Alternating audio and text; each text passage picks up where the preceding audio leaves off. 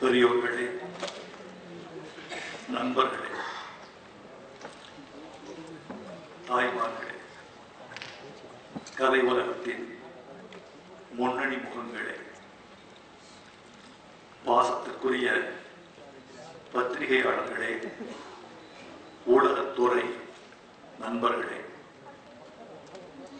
உங்கள் அனைவருக்கும் எனது அன்பான வணக்கத்தை தெரிவித்துக் கொள்கிறேன். முற்றிலும் மாறுபட்ட ஓர் இசை வெளியீட்டு விழாவை நான் இங்கு பார்க்கிறேன். அடைத்து வைக்கப்பட்ட நாற்காலிகள் இங்கு இல்லை. நட்சத்திரங்களை பார்த்து கைதட்டுவதற்காக வந்த கூட்டம் மட்டும் இது இல்லை. நான் தொடக்கத்திலிருந்து ஆச்சரியமாக கண்டுறுகிற ஒரு விஷயம், நீங்கள் பார்க்க வந்ததை விட கேட்க வந்த கூட்டம் அதிகம் என்று நான் நினைக்கிறேன். எல்லோருடைய சொற்பொழிவிலும் ஒரு உண்மை இருந்தது. அந்த உண்மையை நீங்கள் மிகவும் நேர்மையாக வரவேற்று பொறுமை காத்தீர்கள். பேசப்பட்டவர்களின் சில பேச்சுகள் நீளம் என்றாலும் கூட அந்த நீளத்தின் சத்தியம் கருதி நீங்கள் சகித்துக் கொண்டீர்கள். உங்களை நான் பெரிதும் போற்றுகிறேன். இது ஒரு புதிய கலாச்சாரம். இது வர வேண்டும் என்று நான் நினைக்கிறேன். திரையுலகில் ஒரு மனிதன் வெற்றி பெறுகிறான் என்றால் அந்த வெற்றிக்கு அவன் தன்னை மட்டுமே சொந்தம் கொண்டாடிக் கொள்ள முடியாது. கூட யாருடைய வெற்றியும் திரையுலகில் கூட்டு வெற்றிதான். தனி வெற்றி என்று எதுவும் இல்லை. ஒரு நடிகனை தயாரிப்பாளர் தூக்கி சுமக்கிறார், ஒரு நடிகனை இயக்குனர் தூக்கி சுமக்கிறார், இயக்குனரை தயாரிப்பாளர் சுமக்கிறார், நடிகர்கள் தூக்கி சுமக்கிறார்கள். ஒரு பாடலாசிரியரை இசையமைப்பாளர் தூக்கி சுமக்கிறார், இசையமைப்பாளரை பாடல்கள் தூக்கி சுமக்கிறார்கள். எனவே வெற்றி என்பது ஒரு திரைப்படத்தில் தனி வெற்றி என்று எதுவுமே இல்லை. எனவே வெற்றி பெறுவது எளிது. ஏனென்றால் மற்றவர்களின் சக்தியை வாங்கி நான் எனக்கு ஒளிவூட்டிக் கொள்கிறேன். அதனால் நான் வெற்றி பெறுகிறேன். ஒருவர் வெற்றி பெற்றார் என்பதற்காக நீங்கள் திரையுலகில் ஒருவரை மதித்துவிட முடியாது. ஏனென்றால் வெற்றி பெறுவது எளிது. வாய்ப்பை அடைவது, அந்த வாசலை திறப்பது, அதுதான் கடினமே தவிர வெற்றி பெறுவது என்பது எளிது. மற்றவர்களின் வெற்றியை உள்வாங்கிக் கொண்டு ஒருவர் வெற்றி பெற்று விடுகிறார்.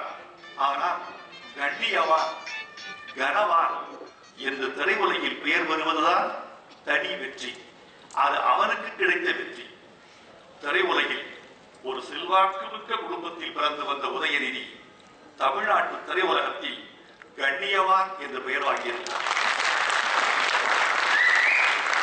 ஒரு நல்ல கனவான் என்று பெயர் வாங்கியிருக்கிறார். ஆங்கிலத்தில் சொல்வதானால் he is a gentleman என்று பெயர் வாங்கியிருக்கிறார். இந்த பெயர் நிலைக்க வேண்டும் என்று அந்த தம்பியை நான் மனப்பூர்வமாக வாழ்த்துகிறேன். செல்வாக்குமிக்க அந்த குடும்பத்தின் உதிரத்தில் கலை ஓடிக்கொண்டிருக்கிறது.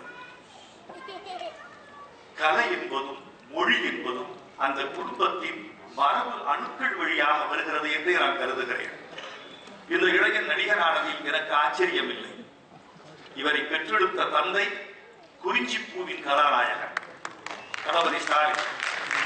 தளபதி ஸ்டாலினை பெற்றெடுத்த முத்தமிழறிஞர் கலைஞர் காகிதப்பூ நாடகத்தின் கதாநாயகன். தமிழ் மொழிக்கும் இனத்திற்கும் பேரடையாளமாக திகழ்கிற ஒரு பெருமகன், வாழும் சரித்திரம். அந்த கலைஞரை பெற்றுக் கொடுத்த பெரியவர் முத்துவேலர் ஒரு இசை புலவர். அவருக்கு மொழியும் தெரியும், இசையும் தெரியும். நான்காவது தலைமுறையில் ஒரு கலைப்பரப்பில் வந்திருக்கிற உதயநிதியை நான் பெரிதும் போற்றுகிறேன். உங்கள் அத்தனை பேரின் சார்பிலும் நான் வாழ்த்துகிறேன். இந்த படம் வெற்றி பெற வேண்டும் என்று விளைகிறேன். தம்பி சீது ராமசாமி இங்கு அழகாக பேசினார், உண்மையை பேசினார், நகைச்சுவை கலந்து பேசினார். அவர் மிகச்சிறந்த ஒரு கலாசிரியர் என்பதை நான் எப்போது அறிந்து கொண்டேன் என்றால், ஒரு காட்சியை அவர் நேற்று சொல்லி இருப்பார். மறுநாள் சந்திக்கும் போதும் அதே காட்சியை விவரிப்பார். மூன்றாவது முறை சந்திக்கும் போதும் அதே காட்சியை விவரிப்பார். ஒரு காட்சிக்குள் அவர் எத்தனை முறை கரைந்திருக்கிறார் என்பதும் அந்த காட்சியை நான் மூன்றாவது முறையாக சொல்கிறேன் என்பதையும் கூட அவர் மறந்து போவார் என்பதுதான் சீனிவாசனுடைய தனித்திறம் என்று கருதுகிறேன். அதில் கரைந்து போவது கலை என்பதுதானே. ஒரு சொல் மொழியில் வருகிற போது பொருளாக மட்டும் கரைந்து போகிறது. ஒரு வர்ணம் ஓவியத்தில் சேருகிற போது வர்ணமாக மட்டும் கரைந்து போகிறது. அப்படித்தான் அவர் கலையில் கரைந்து போகிறார் என்று எனக்கு தோன்றுகிறது. ரகுநந்தன் நல்ல இசையமைத்திருக்கிறார். இழுத்த இழுப்புக்கு வருகிறார். நான் என்ன நினைப்பேன் தெரியுமா? இந்த மேடையில் பேசியதெல்லாம் பார்த்தேன். என் மனசுக்குள் ஒன்று தோன்றுகிறது. இந்த மேடையில் ஒரு தயாரிப்பாளர், நடிகர், நடிகை, ஒளிப்பதிவாளர், இசையமைப்பாளர் என்ற வரிசையில் ஒரு கவிஞன் கடைசியாக நிற்கிறார். இவர்களெல்லாம் தீர்த்து போற பிறகு கடைசியாக ஒரு கவிஞன் கவனிக்கப்படுகிறார். இவருடைய கான்ட்ரிபியூஷன் டுவர்ட்ஸ் சினிமா அவ்வளவுதான் என்று கருதப்படுகிறது. உண்மை அதுவல்ல. ஒரு ஒட்டுமொத்த படத்தின் படிவங்களை கவிஞன் செதுக்கி கொடுக்கிறார். அழகாக சீனிவாசசாமி கேட்டார், எனக்கு நேரடியாக கேட்க எனக்கு சங்கடம் தான், ஒலிபெருக்கியில் கேட்டு விட்டேன், அது என்ன கவிஞரை பச்சை முத்தம் என்று கேட்டார். நான் யோசித்து பார்த்தேன். சிக்கலான கேள்வி. கிச்சு கிச்சு பெண்ணும் கிறிஸ்தவ பெண்ணே, பச்சை முத்தம் தரப்படம் இல்லையா? கிச்சு கிச்சு என்பதற்கு எதிரையாக பச்சை வந்து விழுந்திருக்கிறது என்று நான் சொல்லிவிட்டு போகலாம். சில கேள்விகள் அபாயமானவை. சில கேள்விகள் கவிஞரையே திணற வைப்பவை.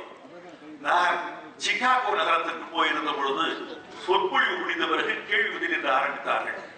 என்ன பாட்டு எழுதியிருக்கிறீர்கள் என்று ஒருவர் ஆரம்பித்தார்.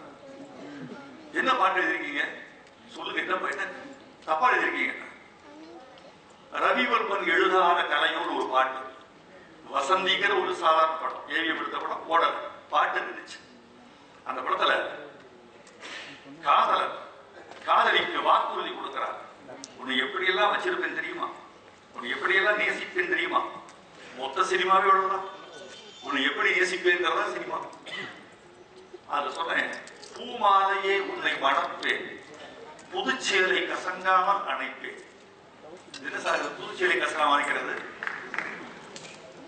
புதுச்சேலை கசங்காமல் அணைப்பானெல்லாம் முதலிரவில் ஒரு அணைப்பாடு கேட்டான்.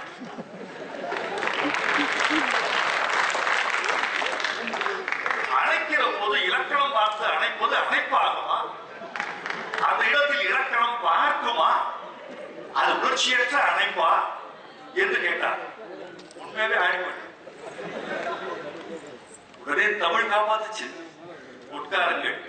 என்ன வரி? பூமாலையே உன்னை மணப்பேன், புதுச்சேலை கசங்காமல் அணைப்பேன். என்ன பொருள்? அந்த நேரத்தில் புடவைக்கு விடுமுறை என்று பொருள்.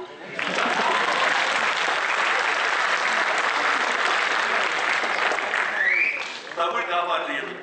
ஆனால் அறுவை சீனிவாசசாமி, இந்த இடம் நான் பச்சை முத்தம் என்ற வார்த்தையை நான் எதுகைக்காக இடவில்லை, எண்ணியே கிடைத்தேன்.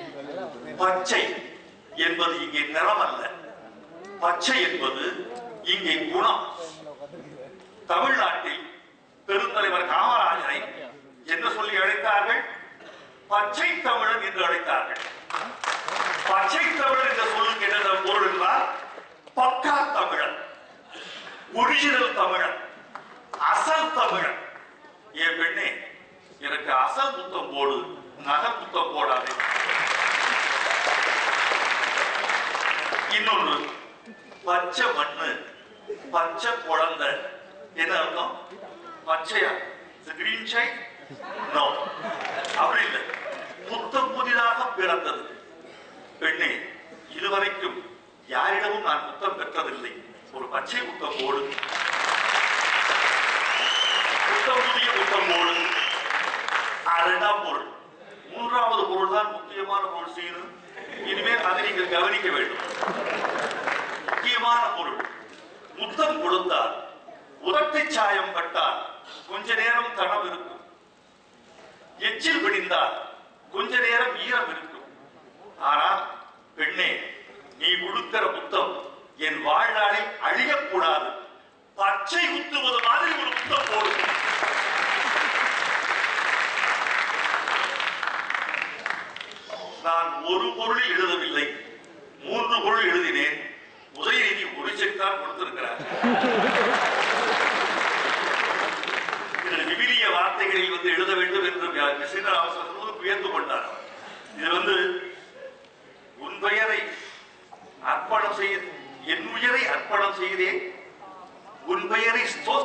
செய்தேன்.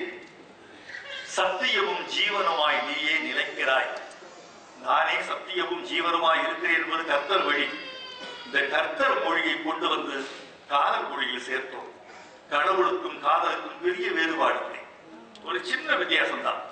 கடவுளை அடைகிற வழியும் காதலை அடைகிற வழியும் ஒன்றுதான், ஒரே வழிதான்.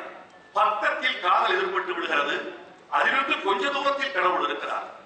மாசில் வீணையும் மாலை மதியமும் ஈசுதன்றலும் ஈங்கிட வேணிலும் மூசு வண்டரை பொய்கையும் போன்றதே ஈசன் எந்த இணையடி நீடலே. இது அப்பர் பாட்டு. இந்த நாலாவது வரை மட்டும் மாத்திருக்கேன்.